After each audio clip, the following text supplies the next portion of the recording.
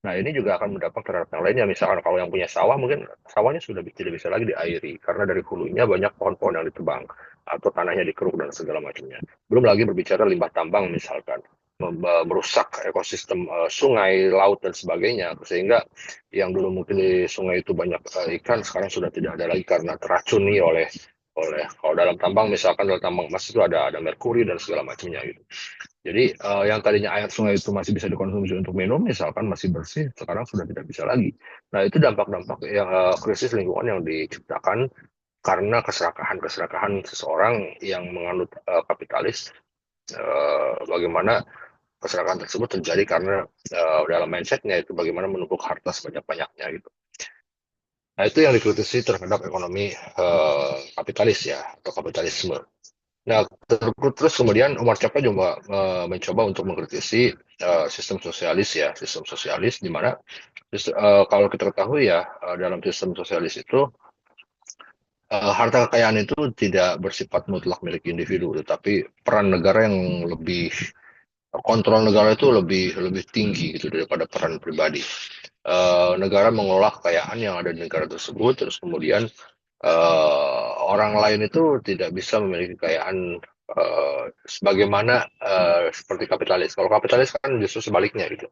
Dia terserah orang mau kaya mau apa segala macam peran negara terkait dengan pengaturan dan segala macamnya itu menerapkan aturan-aturan atau kontrol terhadap kekayaan atau proses dalam mencari kekayaan itu tidak terlalu tinggi.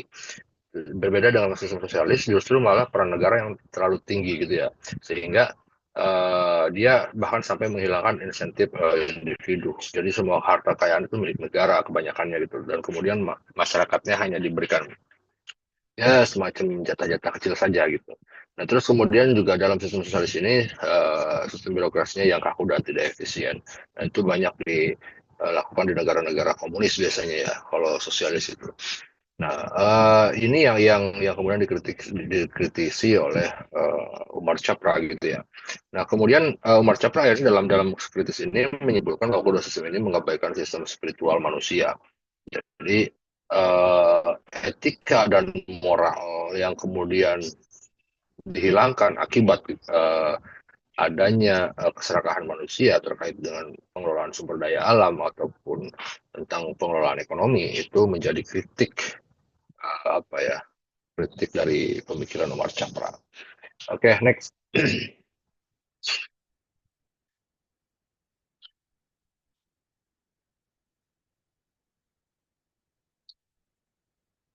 Nah, dalam Islam sendiri itu Umar Chapra menggambarkan bahwa peran negara dalam perekonomian itu sangat penting. Ya.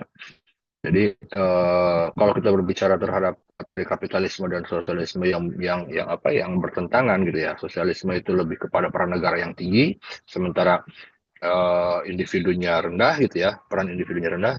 Terus kemudian kalau kapitalisme itu peran negaranya rendah dan peran individunya yang tinggi gitu ya. Jadi merupakan kebalikannya gitu. Tapi dalam Islam peran negara itu diatur dalam rangka memenuhi rasa keadilan. Negara berperan sebagai penjaga moral dan penjamin kesejahteraan. Jadi kalau ada seseorang yang bertransaksi dengan mengabaikan nilai-nilai Islam, moral-moral dan etika Islam gitu ya, itu negara punya hak untuk apa? Untuk menegur, ngasih punishment dan bahkan sanksi gitu ya, gitu. Nah itu pentingnya dalam negara Islam. Nah negara juga berperan sebagai penjamin kesejahteraan. Artinya tidak hanya bagi sebagian kalangan saja, tetapi juga bagi seluruh umat manusia yang ada di negara tersebut. Dalam negara Islam atau negara yang menerapkan sistem ekonomi Islam gitu ya, peran negara salah satunya adalah tadi menjaga moral dan bagaimana menjamin kesejahteraan. Sehingga harta tidak bertumpuk pada negara saja atau harta tidak bertumpuk pada individu-individu saja. Nah, seperti kita ketahui teman-teman, harta kekayaan di dunia ini kan hanya dikuasai oleh di bawah 10%, mungkin di bawah 5% yang ada di dunia gitu. Sementara sisanya adalah tidak dibilang kaya gitu ya. Gitu. Nah, peran negara ini tentu akan dalam Islam ini, dalam ekonomi itu sangat membantu bagi masyarakat yang dalam tanda kutip secara kapital dia tidak punya kesempatan untuk menjadi kaya gitu ya. Tapi dia diberikan semacam kayak solusi bagaimana bahwa kemiskinan itu harus ditekan sebaik-baiknya gitu. Nah, terus kemudian peran negara juga bukan kontrol penuh. dalam Islam itu negara punya peran gitu ya, tapi dia tidak mengontrol penuh seperti halnya dalam sosialis gitu ya, gitu. Jadi bukan pada seperti sistem sosialis. Nah, kemudian intervensi negara juga terbatas ya. Jadi negara turun tangan saat dalam kondisi-kondisi tertentu saja, misalkan saat pasar gagal gitu ya. Misalkan karena contoh lah misalkan begini, harga beras misalkan naik gila-gilaan gitu ya. Di sisi lain itu kan menguntungkan untuk para penjual, petani dan sebagainya, tapi di sisi lain itu sangat merugikan bagi konsumen gitu ya, bagi masyarakat. Atau malah sebaliknya misalkan harga beras turun gitu drastis. Di situ ada yang dirugikan adalah petani dan penjual gitu ya. Sementara masyarakat merasa diuntungkan. Nah, dalam kondisi seperti itu yang tidak stabil seperti itu, maka negara perlu turun untuk mengatur semuanya. Gitu ya. Negara perlu turun tangan. Tapi dalam kondisi normal ada kenaikan dan penurunan secara normal saja gitu ya. Itu menjadi hal yang lumrah dalam dalam transaksi ekonomi. Seperti kita ketahui ya, Pak, kalau di Indonesia misalnya salah satu contohnya adalah ketika menjelang Ramadan dan segala macam biasanya memang sudah menjadi rutinitas menjelang Lebaran itu ya, harga menjadi naik. Tapi tetap ada kontrol dari masyarakat, kontrol dari negara bahwa kenaikannya itu tidak terlalu tinggi gitu ya. Begitu juga ketika ada penurunan, penurunan juga tidak terlalu tinggi. Nah, disitulah peran yang ditawarkan oleh negara dalam sistem ekonomi Islam. Nah, kemudian uh, hal tersebut, intervensi terbatas yang dilakukan oleh negara itu untuk apa? Untuk menjamin pemenuhan kebutuhan dasar semua warga. Terus kemudian mencegah monopoli dan kecurangan gitu ya. Nah, dalam Islam kan dilarang ihtikar atau monopoli gitu ya. Terus kemudian dilarang tadlis, dilarang goror, dilarang bain najas, misalkan permintaan palsu dan segala macamnya. Nah, itu adalah untuk agar masyarakat tidak merasa dizolimi sama lainnya. Gitu. Nah, kemudian negara juga bisa mengelola zakat dan wakaf secara efektif gitu ya dengan adanya intervensi terbatas tadi. Nah, seperti kita ketahui kita punya badan zakat contohnya Basnas misalnya gitu ya. Nah, itu salah satu apa namanya eh, cara gitu ya, salah satu cara yang dilakukan oleh negara untuk bagaimana mengelola kekayaan yang merata gitu, yang merata. Merata itu tidak mesti sama rata ya, tapi juga agar yang miskin juga mendapatkan bagian dari itu semua gitu. Negara juga punya namanya Badan Wakaf Indonesia atau BWI gitu dan segala macamnya. Oke, next. Nah, pemikiran-pemikiran tadi itu dilahirkan digagas oleh Umar Chapra ya dengan sangat detail gitu. Umar Chapra menggagas pemikiran-pemikiran tersebut agar bisa diadopsi oleh negara-negara yang mayoritasnya Islam yang ingin mengedepankan ekonomi syariah gitu ya di dalam praktek kenegaraannya. Nah, kemudian Umar Chapra juga hadir dengan konsep yang bernama maslahah atau kesejahteraan sejati. Jadi inti semuanya itu adalah maslahah. Jadi bukan hanya pertumbuhan materi, tetapi juga kesejahteraan secara komprehensif, baik dunia maupun akhirat. Jadi bukan hanya target dari apa namanya ekonomi ini bukan hanya untuk sebagai pertumbuhan materi saja, tetapi juga bersifat bukan hanya material saja, tapi juga bersifat rohani gitu ya, yaitu apa untuk kehidupan dunia dan akhirat. Terus kemudian Umar Chapra juga menetapkan fondasi-fondasi ini berdasarkan makosid syariah. Ya, seperti kita ketahui, makosid syariah yang digagas oleh ulama itu ada 5 ya. Yang pertama adalah menjaga jiwa, menjaga agama, menjaga akal, menjaga keturunan dan harta gitu. Nah, konsep ini atau prinsip-prinsip yang ada dalam makosid syariah ini kemudian dijadikan fondasi oleh Umar Chapra untuk bagaimana melahirkan ekonomi Islam yang berkeadilan. Gitu ya, satu sistem ekonomi yang berkeadilan dan kemudian apa namanya penyebaran ekonominya, penyebaran hartanya itu merata gitu ya, tidak menumpuk di satu orang saja dan sebagainya. Seperti yang tadi kita sudah ulas di awal. Oke, next.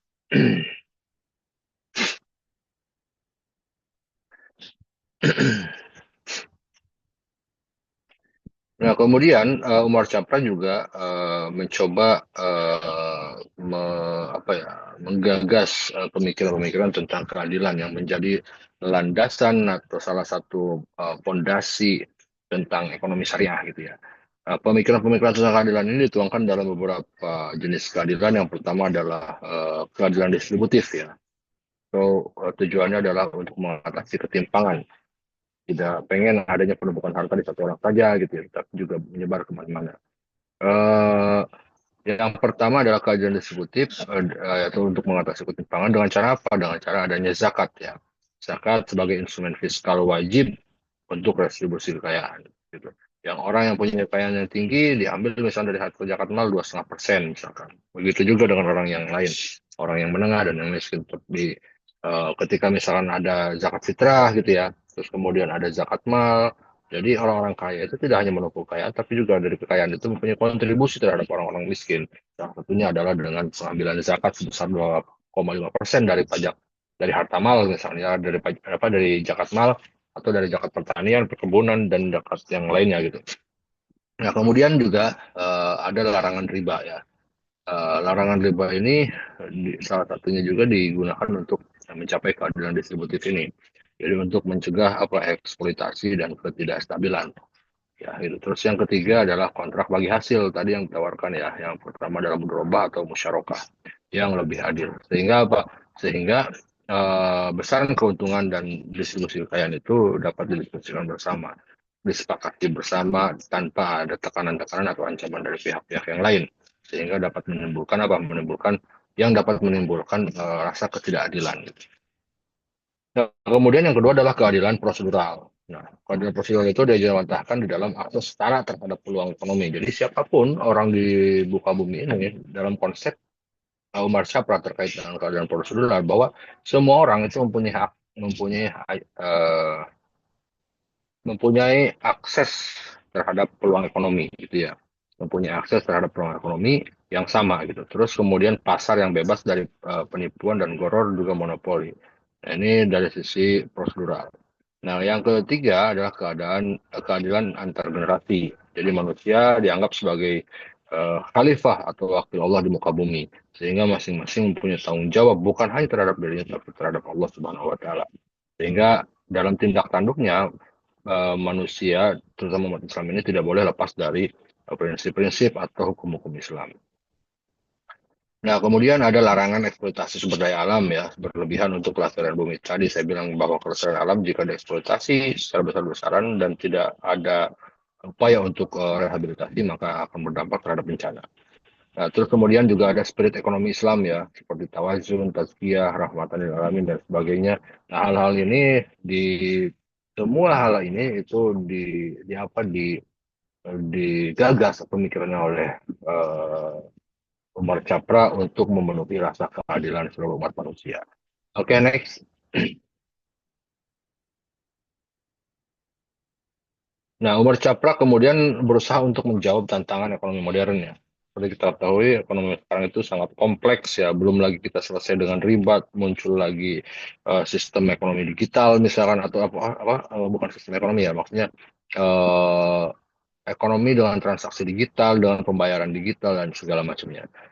Belum selesai pada membahas tentang riba, bagaimana menekan eksploitasi, bagaimana menekan larangan riba dan segala macamnya.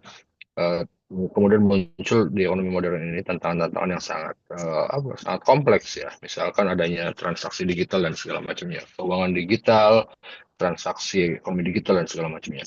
Nah, dalam krisis finansial misalkan Umar Sapra menjawab ya, sistem riba ini menyebabkan spekulasi dan ketidakstabilan. Tentu kita sudah belajar banyak ya tentang riba ya.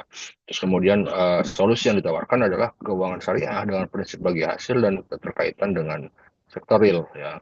Jadi di dalam sistem syariah itu kan tidak boleh ada kita namanya apa ya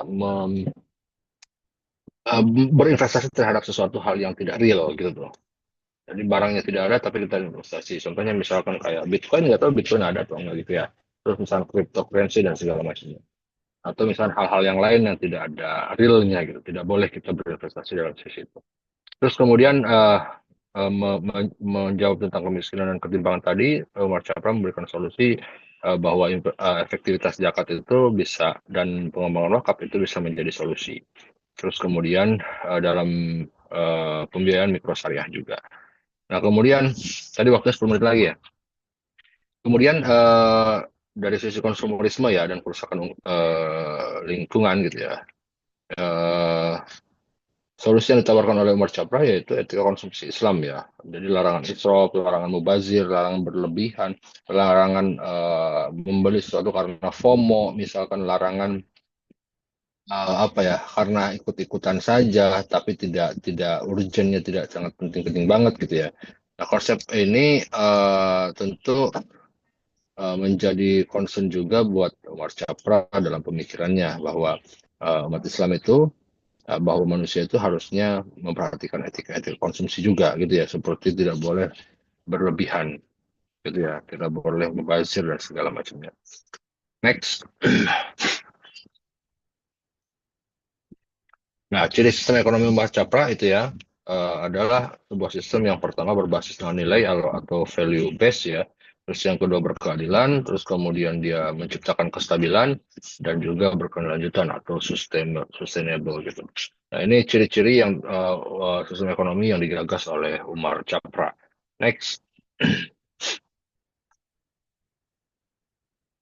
Nah, inti dari pemikiran Umar Chapra yang tadi kita bahas ya, itu adalah seruan untuk moralisasi sistem ekonomi.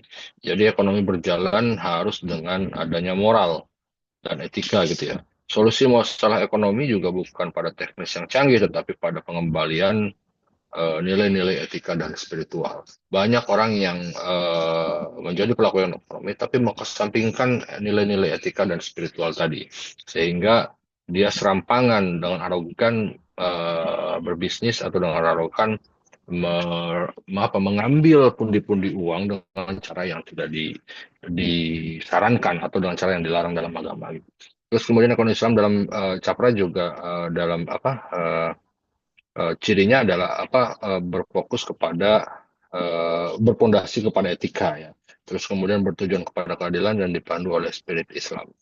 Nah, kemudian Umar Syafra juga menawarkan alternatif yang humanis ya, yang humanis, berkelanjutan dan adil bagi kegagalan sistem kapitalisme dan sosialisme. Next.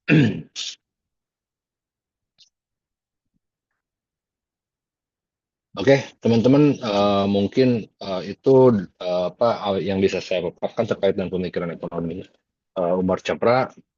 Saya kembalikan kepada moderator.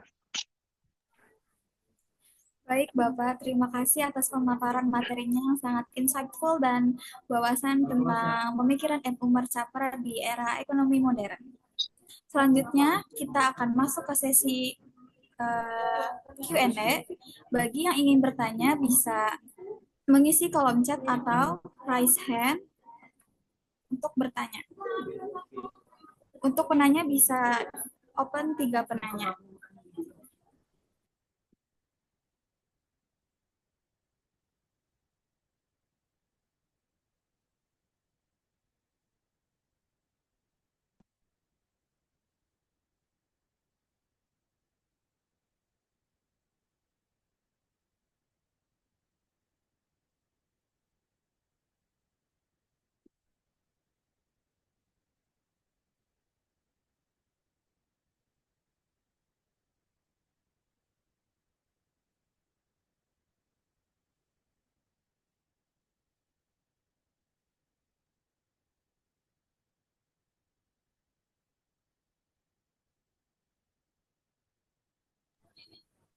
Kita tunggu sampai jam 10.05.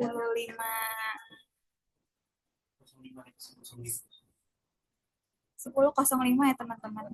11.05, maaf.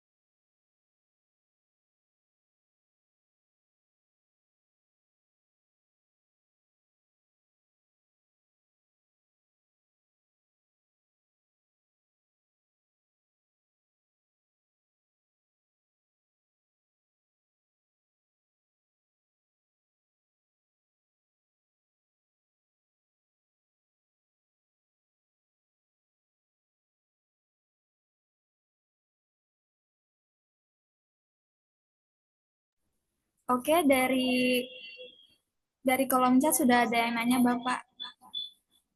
Dari Widya Azhara, mahasiswa ekonomi syariah Untirta. Izin bertanya, jika kemajuan teknologi dan sistem ekonomi modern terbukti belum mampu menghapus kemiskinan dan ketimpangan, menurut Bapak, sejauh mana gagasan Umar Chapra tentang pengembalian nilai-nilai etika dan spiritual benar-benar realistis untuk diterapkan dalam sistem ekonomi global yang didominasi oleh kepentingan material dan profit? Oke, mungkin bisa langsung dijawab aja kali ya, biar nggak lupa ya. Boleh, Bapak. Ya, ya baik. Terima kasih pertanyaan yang sangat bagus.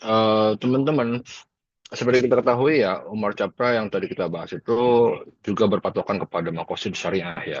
Di mana makosid syariah seperti kita ketahui bahwa Imam Ash-Shatibi dulu merumuskan makosid syariah bersama ulama-ulama yang lainnya menjadi lima, yaitu adalah bagaimana melindungi agama, akal, harta, terus kemudian keturunan dan juga jiwa gitu ya.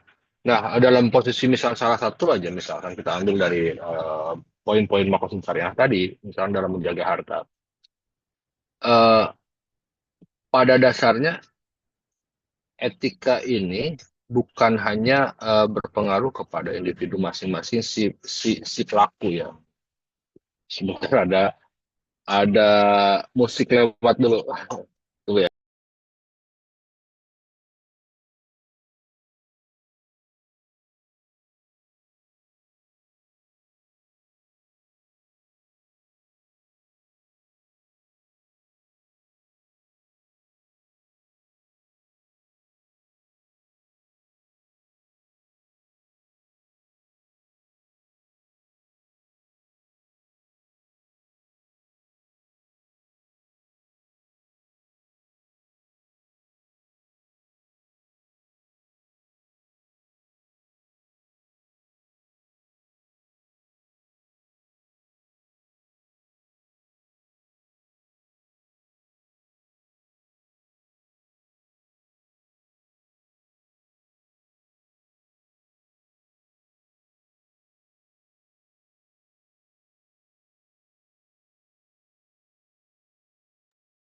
Oke, ya.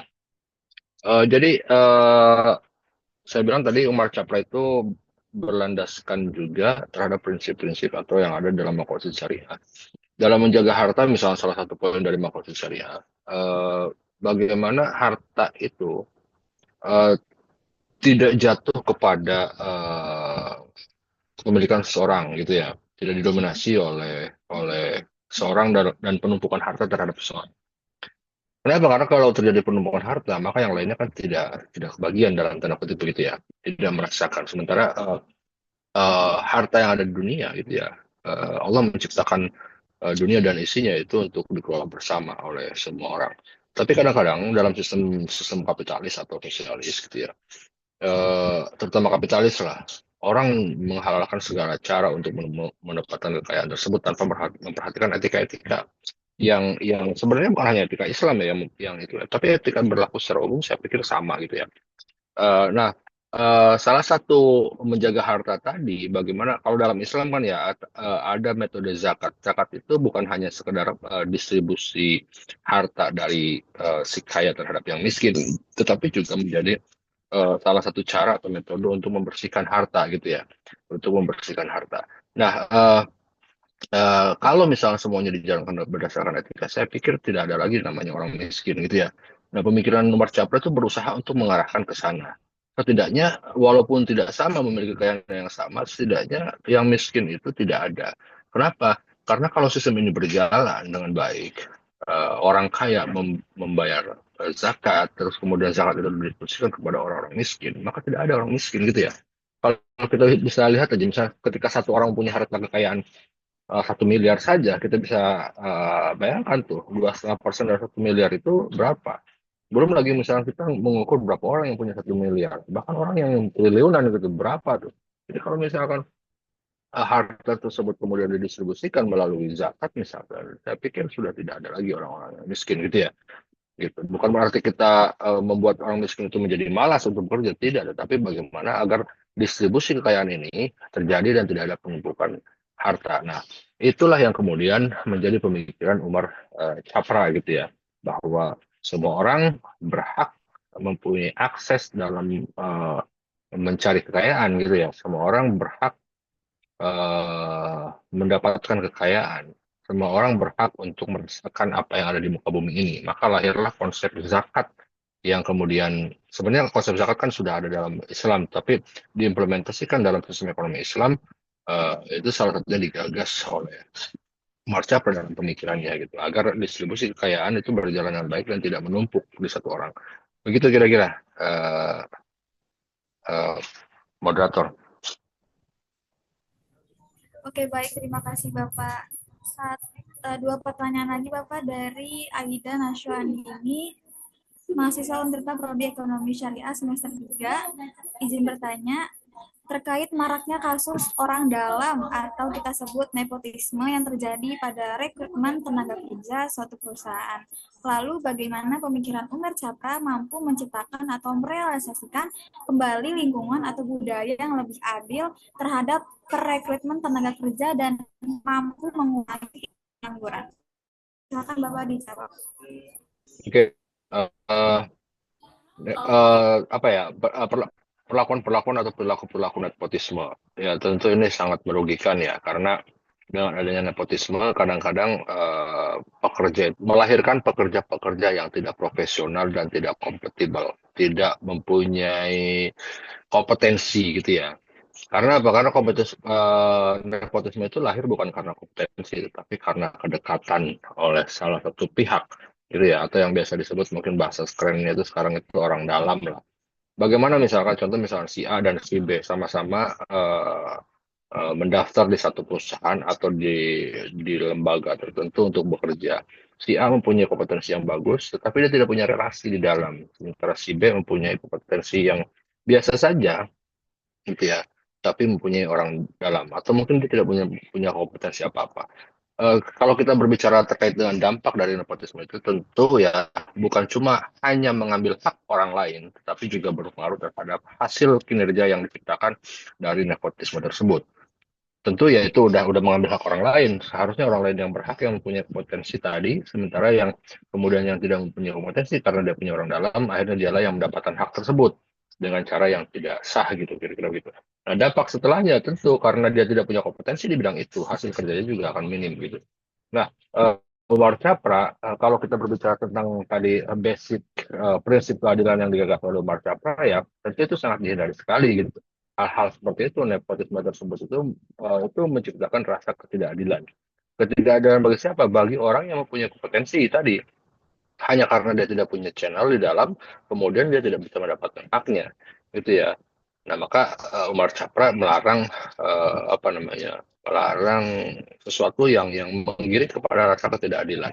Nah, itu tadi ditekankan. Nah, kemudian berkaitan dengan etika dan moral kan, hal-hal kayak gitu kan tidak disebutnya juga tidak punya dan etika dan moral, karena apa? Karena sudah mengambil hak orang lain gitu ya, menempatkan sesuatu hal yang tidak tidak semestinya di situ.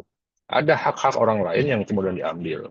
Nah, ketika hak orang lain itu diambil, maka ada yang merasa tidak diadili, tidak diberikan, tidak mendapatkan rasa keadilan. Nah, itu yang gagasan Umar Chapra terkait dengan rasa keadilan itu salah satunya adalah untuk hal-hal seperti itu. Begitu kira-kira. Oke, baik Bapak, terima kasih. Ada lagi teman-teman yang ingin menanyakan tentang pemikiran ekonomi? Oke, baik. Siti Aisyah Putri Ramadhani, boleh? Kak Aisyah. Oke, baik. Sebelumnya terima kasih banyak atas kesempatannya. Izin perkenalkan diri, saya Siti Aisyah Putri Ramadhani dari Ekonomi Syariah Angkatan 2024. Izin bertanya Pak, mengenai yang kebijakan Pak Purbaya yang baru-baru ini disorot tentang rencana injeksi dana 200 triliun ke bank-bank negara untuk mendorong kredit eh, dan pertumbuhan ekonomi negara gitu kan Pak. Kalau kita lihat dari perspektif M. Umar Capra ini kan ekonomi yang ideal itu bukan cuma tentang pertumbuhan angka, tapi juga keadilan sosialnya juga diperhatikan gitu. Nah, gimana sih Pak kebijakan ini tuh bisa ditetapkan berlandaskan etika dan pemerataan sebagaimana diajarkan dalam ekonomi Islam gitu. agar manfaatnya itu tuh nggak cuma dirasain sama sektor besar, tapi juga sama masyarakat bawah gitu, Pak, masyarakat kecil. Apakah bisa lewat dari zakat atau wakaf atau instrumen sosial Islam lainnya gitu, Pak, untuk apa ya, memperkuat dampak pemerataan dari kebijakan tersebut. Udah sih, Pak, itu aja. Oke, baik, Atas terima kasih, usulan. Aisyah. Ya, baik, terima kasih. Ya, kebijakan Menteri Keuangan ya, Purbaya itu, menurut saya itu merupakan langkah yang baik sebenarnya. Tujuannya baik adalah kenapa? Eh, Teman-teman, seperti kita ketahui ya bahwa bunga bank untuk pembiayaan, untuk membantu pembiayaan atau misalkan permodalan orang-orang masyarakat menengah ke bawah ya, itu sangat terbatas. Sangat terbatasnya dengan apa? Karena apa? Karena dananya juga terbatas gitu. Kemudian ditambah lagi dengan bunga yang sangat tinggi gitu ya, bunga yang sangat tinggi, kemudian yang itu menjadi masyarakat itu pikir kembali gitu ya untuk pinjam duit di bank. Kita lepaskan dulu dari halal haram tentang riba nih ya, kita lepaskan dulu dari halal haram tentang riba. Eh, Purbaya kemudian ngasih challenge lah kepada dunia perbankan, kepada 4 perbankan milik BUMN ya, yang ada di Indonesia, termasuk salah satu Adalah Bank Syariah gitu ya. Nah, itu ngasih challenge. Ini saya tambahin duit 200 miliar. Silahkan dibagi 4. 200 triliun silahkan dibagi 4. Tujuannya apa? Tujuannya begini teman-teman. Kan yang jadi kelimpungan kan adalah masing-masing bank tersebut kan, pimpinan-pimpinan bank tersebut. Gimana mau nyerap dana 200 triliun ini sementara kita dengan 7 triliun aja misalkan, pusingnya minta ampun penyerapannya gitu ya. Kata Purbaya kan simpel aja ya lu. Iya, bahasa-bahasa dia kan bahasa slang ya. Ya lu nggak usah pusing-pusing gitu. Kan itu banyak tuh masyarakat-masyarakat yang dari menengah ke bawah butuh butuh apa butuh pembiayaan. Ya lu turunin aja bunganya gitu. Pasti mereka akan nyerap nyerap pembiayaan tersebut gitu. Selama ini kan mereka tidak menyerap pembiayaan tersebut karena apa? Karena bunganya terlalu tinggi. Agak kesulitan untuk mengembalikan dengan bunga yang sangat tinggi tadi kan gitu. Tapi kalau misalkan duitnya ada nih, ya nggak usah pusing-pusing. Kalau lu turunin aja bunganya gitu. Nanti orang banyak yang minjem gitu kalau bunganya turun gitu. Nah, kira-kira itu salah satu kebijakan yang dilahirkan oleh Pubaya. Nah, kemudian bagaimana kan kalau berbicara bisnis ya tentu harus ada feedback kan, harus ada keuntungan yang didapatkan juga oleh oleh apa namanya dari sistem keuangan yang tadi dikeluarkan tadi gitu. Harus ada feedback dan ada keuntungan. Tetap ada keuntungan dari bunga tersebut. Kita lepas dari ini dulu ya, dari hal haram tentang bunga bank dan riba dulu gitu. Nah, jadi tujuan-tujuan Purbaya itu. Jadi ngapain gitu? Kerja lu cuma hanya nyerap 7 miliar, 7 triliun. Ini gua kasih gua tambahin masing-masing misalkan 50 triliun misalkan. Kalau 200 dibagi 4 rata misalkan kan jadi 50 triliun per perbankan gitu. Nah, nggak usah pikir pusing-pusing, ya lu turunin aja bunganya gitu. Bikin rendah, nanti orang juga akan gampang nyerapnya gitu. Terutama masyarakat menengah ke bawah. Terus nggak usah dibikin ribet persyaratan segala macamnya. Orang mau bikin usaha karena dia tidak punya uang, tidak punya barang, tidak punya rumah, tidak punya apa, tidak punya agunan gitu ya. Ngapain harus dipusing-pusingin dengan untuk meminjam harus ada sertifikat barang agunannya gitu, ke barang barang jaminannya gitu ya. Kak. Seperti kita ketahui kan kalau mau minjem duit misalnya harus ada sertifikat rumah, mobil dan segala macam sebagai jaminan. Ya itu dibikin simpel aja gitu, nggak usah sering itu, pengennya perubahan seperti itu sehingga masyarakat meresponnya positif gitu ya. Toh ketika misalnya masyarakat merespon positif terus kemudian dia berani untuk mengajukan pembiayaan tanpa apa persyaratan yang ribet seperti itu, kan feedbacknya juga kembali kepada pemerintah walaupun tidak sebanyak dulu. Tapi kalau jumlahnya banyak kan gitu ya. Kalau jumlahnya banyak, orang yang minjamnya banyak kan hasilnya juga akan sama banyak gitu. Bayangkan misalkan begini, uang 10 triliun misalkan, anggaplah dipecah 10, dipecah 1 triliun, 1 triliun. Gitu. Dengan diambil dipinjam oleh 10 orang misalkan 1 triliun dengan bunga 7% misalkan gitu. Anggaplah misalkan dengan bunga 7%. Kan orang akan dapat 7% dari 1 triliun itu dari 10 orang itu aja. Tapi kalau misalnya turunin jadi 5% atau misalnya berapa, tapi dipecah bukan 1 triliun 1 triliun, ada yang 1 miliar, ada yang 2 miliar, kan itu banyak juga gitu tuh. Jadi berapa orang gitu kan ya? Dengan 2,5%, 2,5% itu, apa dengan 5% itu, ya mungkin bisa lebih dari 7% tadi pendapatannya gitu. Nah itu teman-teman. Terus kemudian bagaimana tadi terakhir apa kaitannya dengan Islam? Zakat ya, melalui zakat ya. Iya, Gimana? iya Pak. Gimana caranya biar pemerataannya tuh sampai ke masyarakat bawah gitu? Apakah lewat zakat atau lewat wakaf atau apa gitu Pak? Hmm. Ya, kalau zakat itu kan badan yang mengurusi zakat ya. Mungkin kalau ke wakaf juga apa namanya? Karena sifatnya wakaf itu pemberian ya. Jadi hartanya milik pengelola wakaf dalam tanda kutip ya, dalam tanda kutip milik pengelola wakaf yang kemudian dikelola oleh pemerintah wakaf sehingga tidak ada feedback pada pemerintahnya dalam tanda kutip dari sisi finansial gitu ya.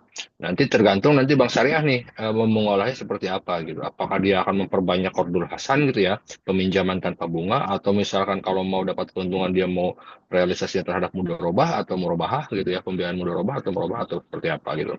Tinggal nanti diturunkan misal persentase nisbahnya gitu ya, sehingga lebih menguntungkan dari masyarakatnya, sehingga itu menjadi daya tarik masyarakat untuk meminjam atau apa mengajukan pembiayaan gitu dari mudharabah ataupun murabahah tadi. Itu kan. Kalau misalkan dalam sisi Islam misalkan dalam sisi konvensional bisa menurunkan bunga agar itu menjadi daya tarik penyerapan uang porsilin itu, kalau dari sisi syariah mungkin penurunan persentasi gitu ya. Jadi persentasi untuk masyarakat dari bagi hasilnya itu lebih lebih tinggi ke masyarakat dibanding ke pihak perbankan gitu. Mungkin begitu kali ya. Tapi kalau saya sendiri sih belum saat ini belum belum menerima informasi terkait dengan alokasi dana 200 triliun itu pada sektor-sektor badan pengelola zakat ataupun badan pengelola wakaf gitu. Barangkali begitu, Aisyah. Oke, baik Pak, cukup. Terima kasih Pak. Ya, sama-sama. Oke, terima kasih Kak Aida atas pertanyaannya. Baik, Bapak, satu pertanyaan lagi ya dari Alifa Najwa dari Ekonomi Syariah. Pertanyaannya, karena ada beberapa kendala, saya izin mengirimkan pertanyaan melalui kolom chat. Bagaimana jika konsep maslahah diterapkan dalam kebijakan ekonomi nasional sehingga fokusnya tidak hanya pada peningkatan PDB, tetapi juga pada kesejahteraan manusia secara menyeluruh?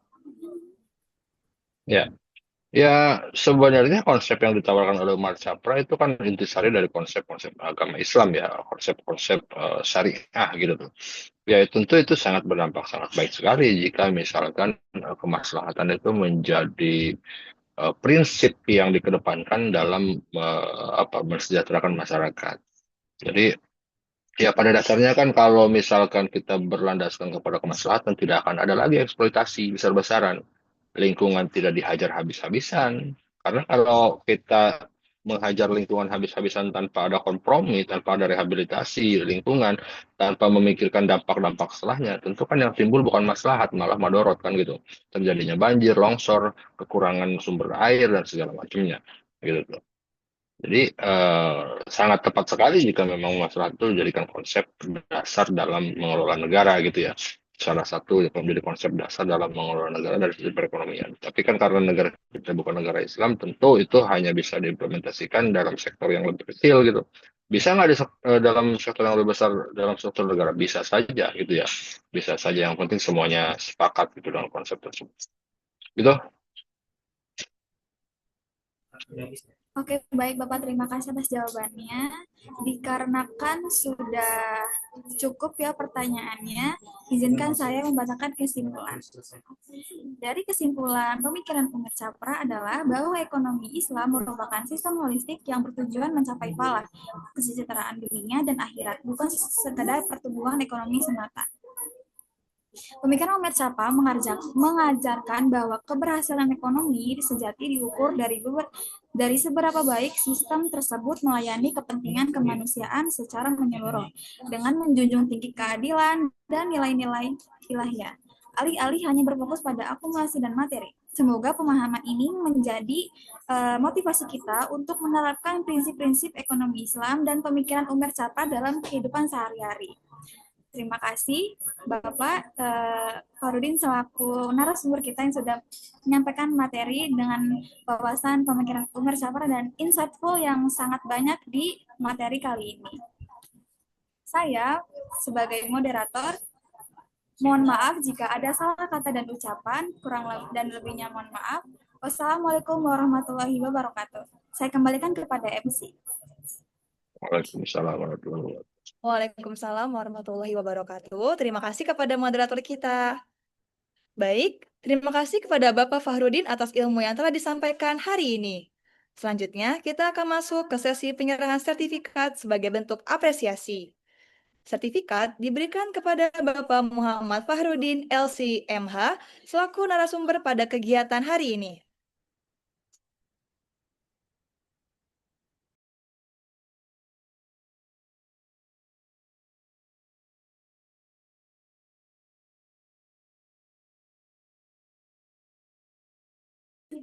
Ya, dipersilakan untuk melakukan sesi dokumentasi.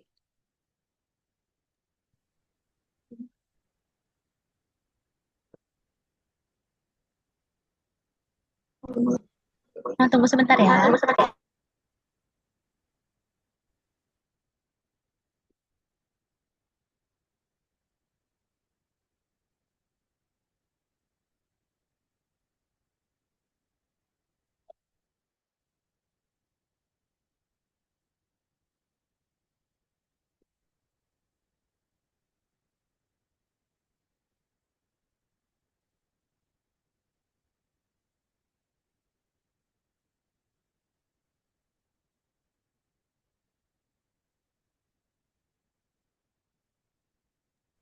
Oke, baik.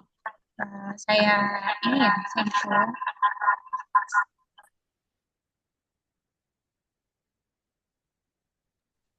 Satu, dua, tiga.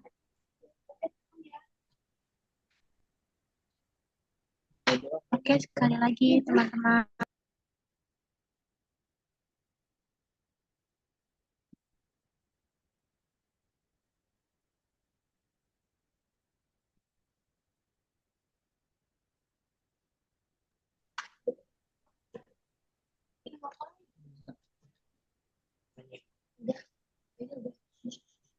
Oke, teman-teman boleh on cam ya. Satu, dua, tiga.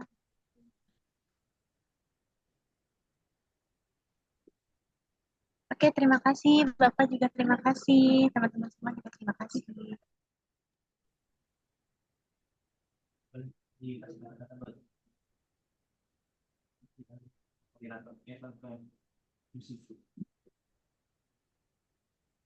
Terima kasih kami ucapkan kepada Bapak Muhammad Fahrudin LC.MH atas ilmu, waktu, serta bimbingan yang telah diberikan pada kegiatan hari ini.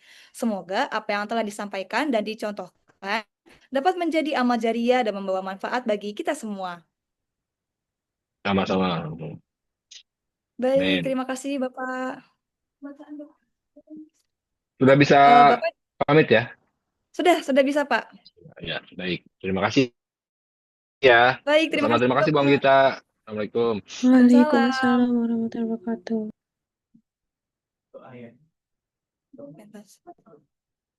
Teman-teman peserta, dipersilakan untuk menyalakan kamera. Kita akan melakukan sesi dokumentasi terlebih dahulu.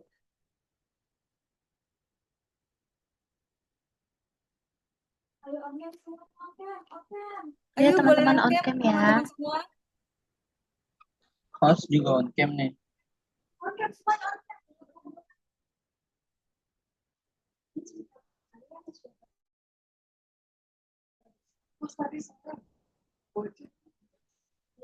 Gimana tuh?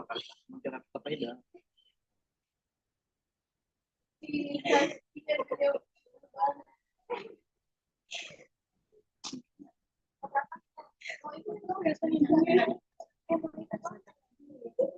Tunggu sebentar.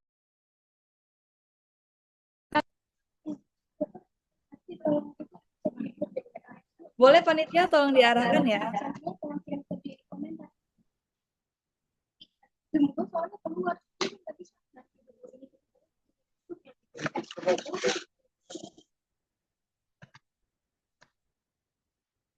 Gak bisa duduk. Gak bisa.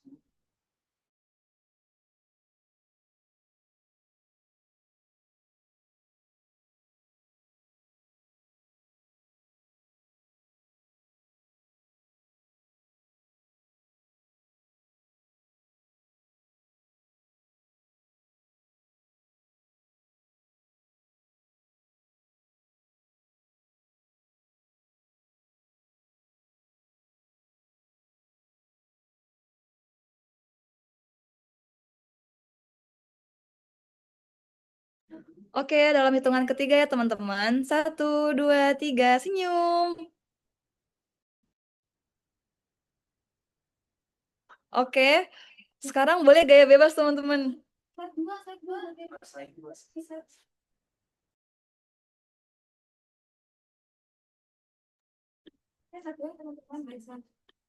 Oke, slide selanjutnya dulu ya teman-teman. Boleh? 1, 2,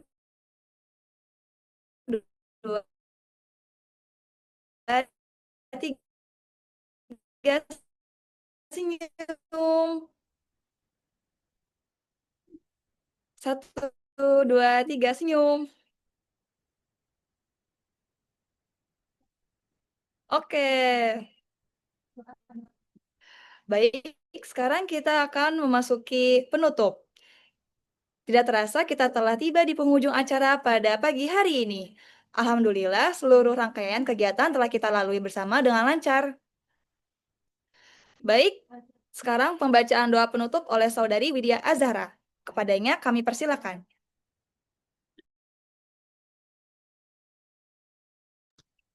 Oke, sebelumnya izin saya nggak bisa on cam ya teman-teman. Ya baik, bismillahirrahmanirrahim. Allahumma shalli ala sayyidina Muhammadin fil awwalin wal akhirin wa barik wa sallim. Wa radallahu ta'ala an kulli sahabati rasulillahi ajma'in. Amin amin amin ya Allah ya rabbal alamin. Allahumma in kana salamatan fid din wa afiatan fil jasadi wa ziyadatan fil ilmi wa barakatan fil rizqi wa taubatan qabla al maut wa rahmatan indal maut wa maghfiratan ba'dal maut. Allahumma hawin alaina fi syaqaratil maut wa naziyatan minan nar wa afu indal hisab. ربنا لا تزغ قلوبنا بعد إذ هديتنا وهب لنا من لدنك رحمة إنك أنت الوهاب سبحانك ربك رب العزة عما يصفون وسلام على المرسلين والحمد لله رب العالمين السلام عليكم ورحمة الله وبركاته. Waalaikumsalam warahmatullahi Waalaikumsalam wabarakatuh. warahmatullahi wabarakatuh. Terima kasih yang sebesar-besarnya kepada narasumber, moderator, dosen pengampu, panitia, serta seluruh peserta yang telah meluangkan waktu untuk hadir dan berpartisipasi aktif. Semoga ilmu yang kita dapatkan hari ini dapat menjadi bekal berharga dan memberikan manfaat dalam pemahaman serta pengembangan keilmuan ekonomi Islam, khususnya pemikiran Muhammad Umar Chapra dalam menjawab tantangan ekonomi modern. Saya, Kalina Fahmara Zahra, selaku Master of Ceremony, memohon maaf apabila terdapat kekurangan dalam memandu jalannya acara kali ini. Semoga di kesempatan berikutnya kita dapat bertemu kembali dalam kegiatan yang bermanfaat dan penuh inspirasi.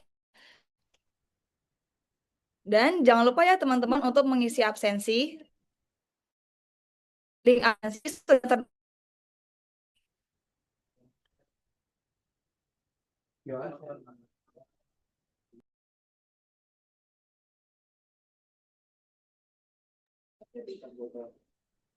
boleh teman-teman di-scan juga ya. Ini untuk QR absennya.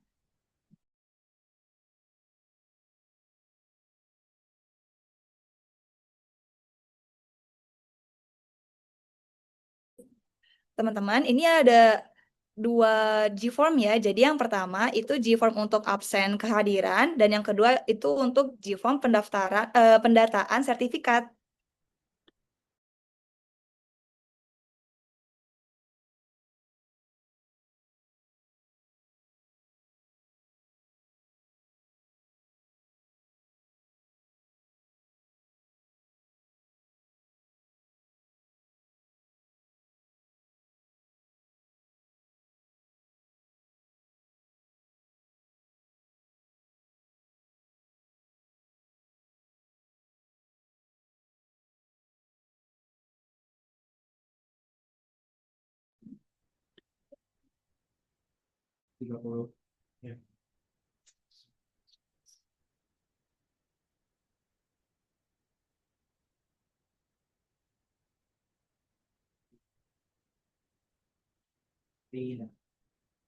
Baik, mari kita tutup kegiatan pagi ini dengan mengucap hamdalah.